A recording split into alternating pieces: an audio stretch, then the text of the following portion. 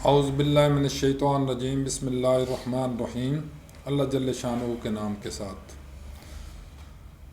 अल्हम्दुलिल्लाहि रब्बिल आलमीन वल आक़िबतुल मुत्तक़ीन अस्सलातु वस्सलामु अला रसूलिहिल करीम। अस्सलामु अलैकुम दोस्तों, डॉक्टर नसीर कालों तुहाडे नाल मुखातब है CNP के प्लेटफॉर्म तो CNP न्यूज़ तो। दोस्तों, काफ़ी दिनों तो बाद अज फिर एक वीलॉग करने चाह रहा सा ताकि तुहाडे नाल मुसलसल राबता रहे। अगरचे ब्रेकडाउन आ जाती है विच थोड़ा बहुता विचों इंतज़ार जड़ा वो शायद तुहानू भी करना पे और मैनू भी करना पैंदा, लेकिन इंशाअल्लाह राबता तुहाडे नाल रखने की कोशिश तो कर रहे हैं, करते भी रहांगे इंशाअल्लाह ताला। दोस्तों, अज का टॉपिक जड़ा ज़ेरे बहस है वो वे HIV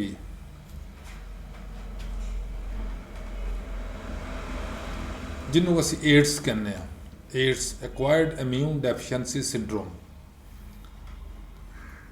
एड्स है कि आ एक वायरस है जिसकी वजह तो ये बीमारी या सिंड्रोम कहते जिस एक बीमारी तो ज़्यादा चीज़ां इनवॉल्व हुई होने, एक सिस्टम तो ज़्यादा सिस्टम बंदे दे इनवॉल्व हो जाते हैं, यानी एक सिस्टम तो ज़्यादा 2 3 4 सिस्टम जड़े आ उन्होंने असर शुरू हो जाए तो उन्होंने सिंड्रोम कहते हैं। एड्स एक्चुअली बहुत अरसा पुरानी बात है।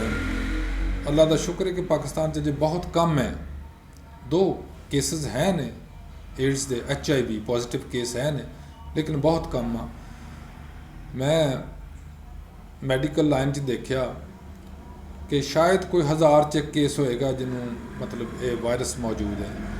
बुनियादी तौर पर एक वायरस है, बहुत बड़ा बहुत छोटा सा एक बैक्टीरिया तो इस तो बहुत बड़ा होंगे, वायरस बहुत छोटा होंगे बैक्टीरिया तो भी, जिसकी वजह तो ये बीमारी फैलती है। ये वायरस जड़ा जिसम के अंदर करता की है, इंसान के अंदर उसकी इम्यूनिटी यानी सिक्योरिटी या डिफेंस निज़ाम जड़ा उन्होंने तबाह करता है। और जदों उस बंदे नूं या खुदा न खास्ता किसी बंदे नूं एड्स लग जाता तो उसका दफाई निज़ाम जड़ा वो कमज़ोर हो जाता और आहिस्ता आहिस्ता आहिस्ता बिल्कुल ख़राब होना शुरू हो जाता, जिंदे नाल उहदे बाकी सारे निज़ामां ते असर उहदा पैना शुरू हो जाता। और उहदी शिद्दत बीमारी दी ये हुंदी है कि दूर अगर लाहौर भी कोई बीमारी आ रही है ना तो उस इत्थे सांगड़े बैठे खुदा न खास्ता भी वो बीमारी हो जानी है।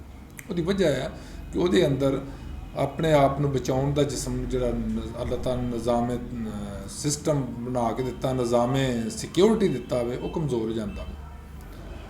उनके अंदर जड़े साढ़े वाइट सैल्स ने खसूसन वो ख़त्म होना शुरू हो जाते हैं, वो मरना शुरू, क्योंकि वाइट सैल ही साडा डिफेंस सिस्टम है, साड़ी दफाई जी फौज है जिसम की, वो वाइट सैल्स ने, blood cell, white blood cell.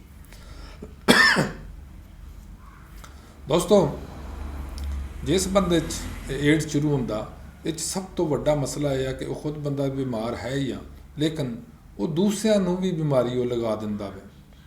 किस तरह ये फैलन दियाँ 2-3 खास तरतीब है जिहदे नाल ये बीमारी एक तो दूसरे लगती है। एक तो जिनसी मिलाप सब तो अहम जड़ा ये जिनसी मिलाप आ पढ़े लिखे तबके च, और अनपढ़ तबके च दी वजह सब तो बड़ी जड़ी आ वो है वे नाइयां को ब्लेड मरवा रहे हैं, नाइयां को हजामत करवानी, वो गंदे मंदे आलूदा ब्लेड जड़े ने उन्होंने तुहाडी या आलूदा उस्तरे दे नाल तुहाडी शेव कर रहा या तुहाडे बाल कट रहा इस तरह, या उस इंस्ट्रूमेंट ने जड़ा गंदा होवे इन्फेक्टेड होवे इस वायरस ना, वो अगर तुहाडे किते टच कर जाता, या अगर किसी मरीज़ का ऑपरेशन होया होवे ऐसे दा जिहदे नाल मतलब वो एड्स का मरीज़ होवे तो फिर उस तो बाद वो स्टरलाइजेशन 100% समान की ना हो सके तो वो दोबारा अगर किसी ने इस्तेमाल किया जाएगा वो समान किसी दूसरे मरीज़ से तो उन्होंने जरासीम लगा सकता है। लेकिन नाइयां के मामले च या जिहड़े खसूसन टैटू करते हैं, मसला जिल्द के उत्ते निशान बनाते हैं, या कन्ना दियां वालियां पाउण वास्ते कुड़ियां करदियां ने, सुराख करवाउंदियां ने, ये लोग ये आम तौर पर मूजब ने जड़े मतलब ये बीमारी को फैलाउण दे। जिस तरह हैपेटाइटिस ये फैलता इन्हें चीज़ों ने, उस तरह ही ये HIV या एड्स फैलता है। तीसरी वजह जी आ जाती है खसूसन वो है साडा ਸਾਡੇ ਜਿਹੜੇ ਕੁਐਕਸ ਨੇ, ਖਸੂਸਨ ਜਿਹੜੇ ਬਹੁਤੇ ਪੜ੍ਹੇ ਲਿਖੇ ਡਾਕਟਰ ਨਹੀਂ ਹੁੰਦੇ, ਲੇਕਿਨ ਉਹ ਪਿੰਡਾਂ 'ਚ ਆਮ ਤੌਰ 'ਤੇ ਜਾਂ ਅਨਪੜ੍ਹ ਲੋਕਾਂ ਦੇ ਉਹ ਡਾਕਟਰ ਹੁੰਦੇ ਨੇ, ਉਹ ਜਦੋਂ ਇੱਕ ਦੂਸਰੇ ਦੀ ਸਰਿੰਜ ਇਸਤੇਮਾਲ ਕਰਦੇ ਨੇ, ਇੱਕ ਦੀ ਸਰਿੰਜ ਇਸਤੇਮਾਲ ਕੀਤੀ ਦੂਸਰੇ ਚਲਾਤੀ, ਅਗਰ ਖੁਦਾ ਨਾ ਖਾਸਤਾ ਉਹਦੇ 'ਚੋਂ ਕੋਈ ਹੈਪੇਟਾਈਟਸ ਦਾ ਮਰੀਜ਼ ਹੋਏਗਾ ਤਾਂ ਅਲੁੱਦਾ ਸਰਿੰਜ ਨਾਲ ਦੁਬਾਰਾ ਅਗਰ ਟੀਕਾ ਲਗਾਏਗਾ ਕਿਸੇ ਨੂੰ ਤਾਂ ਉਹਨੂੰ ਹੋਣ ਦੇ ਚਾਂਸਸ ਨੇ। ਅਗਰ ਕੋਈ ਏਡਸ ਦਾ ਮਰੀਜ਼ ਹੈ, ਅਗਰ ਉਹਨੂੰ ਸਰਿੰਜ ਇੱਕ ਨਾਲ ਟੀਕਾ ਲਗਾਇਆ ਜਾਂਦਾ, ਉਸੇ ਸਰਿੰਜ ਨਾਲ ਅਗਰ ਦੂਸਰੀ ਨੂੰ ਦੁਬਾਰਾ ਲਗਾਇਆ ਜਾਏਗਾ ਉਹਨੂੰ ਹੋਣ ਦੇ ਇਮਕਾਨ ਨੇ। ਲਿਹਾਜ਼ਾ 3 ਵਜ੍ਹਾ ਜਿਹੜੀਆਂ ਸਭ ਤੋਂ ਬੜੀਆਂ ਨੇ ਮੈਂ ਤੁਹਾਡੇ ਗੋਸ਼ਗੁਜ਼ਾਰ ਕਰ ਦਿੱਤੀਆਂ।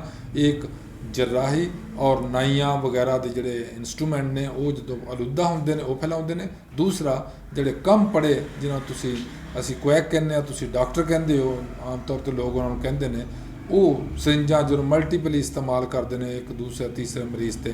ਹਾਲਾਂਕਿ ਹੁਣ ਲੌਕ ਸਰਿੰਜਾਂ ਆਈਆਂ ਨੇ, ਉਹ ਇੱਕ ਤੋਂ ਦੂਸਰੇ 'ਤੇ ਇਸਤੇਮਾਲ ਹੋ ਹੀ ਨਹੀਂ ਸਕਦੇ, ਲੇਕਿਨ ਉਹ ਕਰ ਹੀ ਰੱਖਦੇ ਨੇ ਫਿਰ ਵੀ।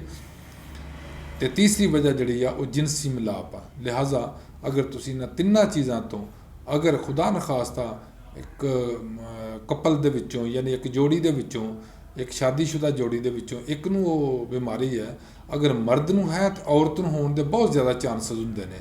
ਇਸੇ ਤਰ੍ਹਾਂ ਹੀ ਅਗਰ ਔਰਤ ਨੂੰ ਹੋਵੇਗੀ ਏਡਸ ਤਾਂ ਮਰਦ ਨੂੰ ਹੋਣ ਦੇ ਜ਼ਿਆਦਾ ਚਾਂਸਸ ਨੇ। ਲਿਹਾਜ਼ਾ ਪ੍ਰੋਟੈਕਟਡ ਇੰਟਰਕੋਰਸ ਕਰਨਾ ਚਾਹੀਦਾ। ਉਹਦੇ 'ਚ ਮਤਲਬ ਅੱਗੇ ਡਾਕਟਰੀ ਮਾਮਲਾਤ ਨੇ, ਅਗਰ ਡਾਕਟਰ ਕੋਲ ਜਾਓਗੇ ਤਾਂ ਤੁਹਾਨੂੰ ਸਾਰਾ ਸਮਝਾ ਦਿੱਤਾ ਕਿ ਕਿਸ ਤਰ੍ਹਾਂ ਕਰਨਾ ਤੇ ਕੀ ਕਰਨਾ ਚਾਹੀਦਾ। ਲੇਕਿਨ ਬਾਕੀ ਜਿਹੜੇ ਮਾਮਲਾਤ ਨੇ ਦੋਨੋਂ, ਕਿ ਇੱਕ ਤਾਂ ਸਰਿੰਜ ਨਹੀਂ ਇਸਤੇਮਾਲ ਕਰਾਓ ਕਿਸੇ ਦੀ ਲੱਗੀ ਹੋਈ, ਨਾ ਹੋਣ ਦਿਓ। ਡਿਸਪੋਜ਼ੇਬਲ ਸਰਿੰਜ ਇਸਤੇਮਾਲ ਕਰੋ, ਸਿਰਫ ਇੱਕ ਬੰਦੇ 'ਤੇ ਇਸਤੇਮਾਲ ਹੋਵੇ। ਦੂਸਰੇ ਨੰਬਰ 'ਤੇ ਜਿੰਨੇ ਆ ਨਾਈਆਂ ਦੇ ਜਾਂ ਪ੍ਰਿਕਿੰਗ ਵਾਲੇ ਜਾਂ ਕੰਨ ਵਿੰਨਣ ਵਾਲੇ ਜਾਂ ਟੈਟੂ ਕਰਨ ਵਾਲੇ ਜਿਹੜੇ ਲੋਕ ਨੇ, ਉਹਨਾਂ ਤੋਂ ਬਚਿਆ ਜਾਏ, ਉਹਨਾਂ ਤੋਂ ਨਾ ਕਰਵਾਓ ਤਾਂ ਕਿ ਇਹ ਬਿਮਾਰੀ ਨਾ ਫੈਲੇ। ਮੈਂ ਵਜ੍ਹਾ ਦੱਸ ਦਿੱਤੀ ਆ। ਇਲਾਜ ਇਹਦਾ ਬਹਰਹਾਲ ਫਿਰ ਵੀ ਡਾਕਟਰ ਨੇ ਕਰਨਾ। ਇਹ ਤੋਂ ਬਚਣ ਦੇ ਤਰੀਕੇ ਵੀ ਮੈਂ ਤੁਹਾਨੂੰ ਦੱਸ ਦਿੱਤੇ ਨੇ। ਇਹਦੀ ਇਬਤਦਾ ਕਿਸ ਤਰ੍ਹਾਂ ਹੋਈ ਹੈ ਇਹ ਮੈਂ ਹੁਣ ਦੱਸ ਦਿੰਦਾ। ਵੀਅਤਨਾਮ 'ਚ ਜਦੋਂ ਜੰਗ ਸ਼ੁਰੂ ਕੀਤੀ ਸੀ ਅਮਰੀਕਾ ਨੇ, ਤਾਂ ਅਮਰੀਕਾ ਦੇ ਫੌਜੀ ਜਾ ਕੇ ਉੱਥੇ ਰਹਿੰਦੇ ਸੀਗੇ, ਉਹਦੇ 'ਚ ਵੀਅਤਨਾਮ 'ਚ। ਉੱਥੇ ਇਹਨਾਂ ਨੇ ਉੱਥੇ ਇੱਕ ਬਾਂਦਰ ਪਾਏ ਜਾਂਦੇ ਸੀ ਜਿਨ੍ਹਾਂ 'ਚ ਇਹ ਵਾਇਰਸ ਮੌਜੂਦ ਸੀਗਾ ਵੀਅਤਨਾਮ ਦੇ ਅੰਦਰ। ਇਹ ਫਿਰ ਕੋਈ ਪਤਾ ਨਹੀਂ ਇਹ ਉਹਨਾਂ ਨਾਲ ਕੀ ਮਾਮਲਾਤ ਕਰਦੇ ਰਹੇ ਨੇ ਉਸ ਬਾਂਦਰਾਂ ਦੇ ਨਾਲ, ਇਹਨਾਂ ਦੇ ਫੌਜੀ, ਜਿਨ੍ਹਾਂ ਦੀ ਵਜ੍ਹਾ ਤੋਂ ਏਡਸ ਇਹਨਾਂ ਨੂੰ ਹੋ ਗਿਆ। ਫਿਰ ਇਹਨਾਂ ਨੇ ਅੱਗੇ ਜਿਹੜਾ ਉਹ ਦੂਸਰੇ ਲੋਕਾਂ ਨੂੰ ਲਗਾਉਣਾ ਸ਼ੁਰੂ ਕਰ ਦਿੱਤਾ। ਇਸ ਵਾਸਤੇ ਇਹ ਪਹਿਲੇ ਮੈਂ ਤੁਹਾਨੂੰ ਦੱਸ ਸਕਾਂ, ਇਹ ਸੈਕਸ਼ੂਅਲੀ ਟਰਾਂਸਮਿਟਡ ਹੈ, ਕਿ ਜਿਨਸੀ ਤੌਰ 'ਤੇ ਜਿਨਸੀ ਮਿਲਾਪ ਦੀ ਵਜ੍ਹਾ ਤੋਂ ਹੁੰਦਾ। ਔਰ ਉੱਥੇ ਵੀ ਇਹਨਾਂ ਨੂੰ ਜਦੋਂ ਸ਼ੁਰੂ ਹੋਇਆ ਜਿਨਸ ਦੀ ਵਜ੍ਹਾ ਤੋਂ ਹੀ ਸ਼ੁਰੂ ਹੋਇਆ ਸੀ, ਬਾਂਦਰਾਂ ਤੋਂ ਇਹਨਾਂ ਨੂੰ ਆਇਆ ਸੀ। ਬਹਰਹਾਲ ਅੱਲਾਹ ਤਾਲਾ ਮਹਿਫੂਜ਼ ਰੱਖੇ। ਇਹ ਤੋਂ ਬਚਣਾ ਚਾਹੀਦਾ, ਔਰ ਬਚਣ ਵਾਸਤੇ ਇਹੀ ਪਰਹੇਜ਼ ਨੇ, ਇਹੀ ਪ੍ਰੀਵੈਂਟ ਮੇਜਰਸ ਨੇ ਜਿਹੜੇ ਮੈਂ ਤੁਹਾਨੂੰ ਅਰਜ਼ ਕਰ ਚੁੱਕੇ ਹਾਂ। ਅਗਰ ਇਹਦੇ ਮੁਤਾਬਕ ਕੋਈ ਅਮਲ ਕਰ ਲਿੱਤਾ ਜਾਏ ਤਾਂ ਅੱਲਾਹ ਦੇ ਫਜ਼ਲ ਕਰਮ ਨਾਲ ਇਸ ਤੋਂ ਬਚਿਆ ਜਾ ਸਕਦਾ। ਲੇਕਿਨ ਅਗਰ ਏਡਸ ਹੋ ਜਾਂਦਾ ਤਾਂ ਫਿਰ ਉਹਦਾ ਇਲਾਜ ਜ਼ਰਾ ਥੋੜ੍ਹਾ ਜਿਹਾ ਮੁਸ਼ਕਿਲ ਵੀ ਹੁੰਦਾ ਔਰ ਤਕਲੀਫ ਵੀ ਹੁੰਦਾ, ਔਰ ਉਹ 'ਚ ਫਿਰ ਪਰਹੇਜ਼ ਫਿਰ ਵੀ ਕਰਨਾ ਪੈਂਦਾ ਤਾਂ ਕਿ ਬਾਕੀ ਲੋਕ ਜਿਹੜੇ ਉਹ ਤੋਂ ਬਚ ਸਕਣ। ਅੱਲਾਹ ਹਾਫਿਜ਼। ਅਸਲਾਮ ਅਲੈਕੁਮ।